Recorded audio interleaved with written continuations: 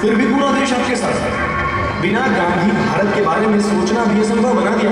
हम नई पीढ़ी की तरह समझना चाहते हैं कि कैसे आपने इस सुषुप्त देश को जगा दिया, कैसे। मोहन को अंधेरे से हमेशा डर लगता था। उसे लगता था कि रात के अंधेरे में कोई भूत आ जाएगा और उसे पकड़ लेगा।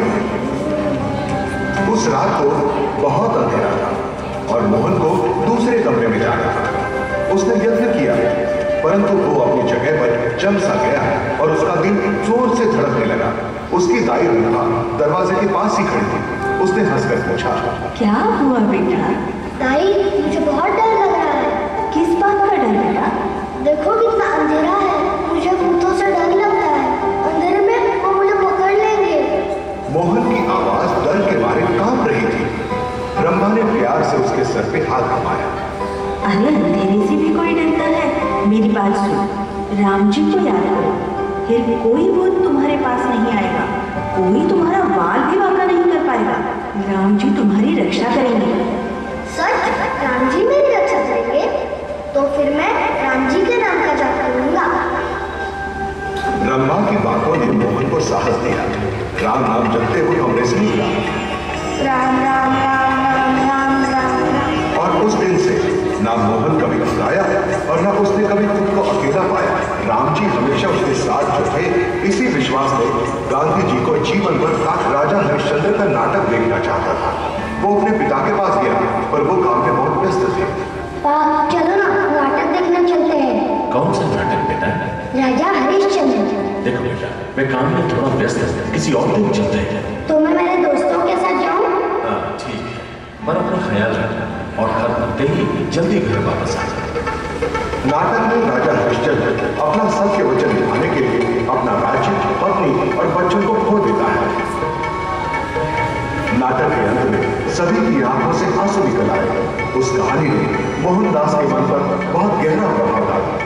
उसने सोचा कि उसे भी राजा हरिश्चंद्र की तरह ऐसी शक्ति मिल जाए जिससे वो सत्य की खातिर किसी भी संकट का सामना कर सके। वो एक महान आदमी थे। सत्य की रक्षा के लिए उन्होंने अपना राज्य, अपना परिवार दांव पे लगा दिया। ये नाटक बहुत ही अच्छा है। इसने मुझे सत्य की ताकत दिखाई। हम सभी को उनकी तरह सत्यमय जीवन बिताना चाहिए। ये तो असंभव है मोहन। क्यों असंभव? क्यों? हम जैसे लोगों के लिए ऐसा जीवन बिताना कठिन है। पहले भगवान पर विश्वास होना चाहिए, फिर कड़ी मेहनत से हम अपना जीवन सत्यमय कर सकते हैं।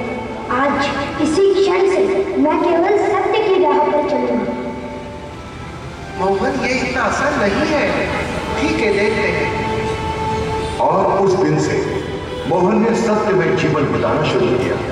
बड़ा होकर उसने अपना जीवन सत्य के लिए दांव पे लगाया। सत्य और साहस ने उसे जीवन की अत्यंत कठिन परीक्षा में विजयी बनाया, जिसे देखकर सारा संसार सीमित रह गया।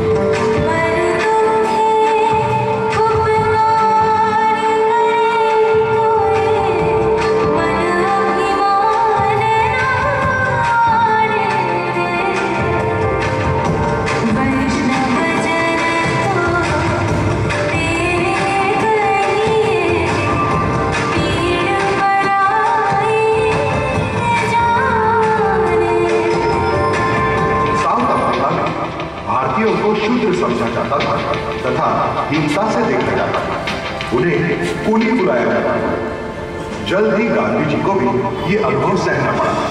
गांधी जी रेलवे के प्रथम श्रेणी से प्रिटोरिया जा रहे थे। बीच में एक यूरोपियन यात्री वहां दाखिल हुआ और उसने वहां गांधी जी को देखा। तुम यहाँ क्या कर रहे हो? चलो निकल जाओ यहाँ से।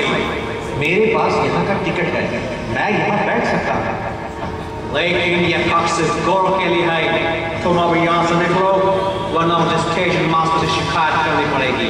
मेरे पास इसी श्रेणी का टिकट है और मुझे यहाँ बैठने का पूरा हक है। उस आदमी ने स्टेशन मास्टर से शिकायत की। इस गोली को बाहर निकालो और तीसरे दर्जे में डालो। तुम ऐसा नहीं कर सकते, मेरे पास प्रथम श्रेणी का टिकट है। गांधी जी ने उससे बहस करने की कोशिश की, पर उनकी बात किसी ने नहीं सुनी। मिस्टर, तुमने सुना नहीं हमने क्या कहा? अब मुझे जबरदस्ती करनी पड़ रही है। पुलिस वाले ने गांधी जी को उनके सामान के साथ बाहर धकेल दिया। ट्रेन चली गई। गांधी जी ने कड़ी सर्दी में रात गुजारी, लेकिन उन्होंने अपने सामान को छुआ तक नहीं। इस घटना ने उनके जीवन का रास्ता ही बदल दिया। ये तो पूरी मानवता पर अन्याय है, मैं इसका मुकाबला करूंगा।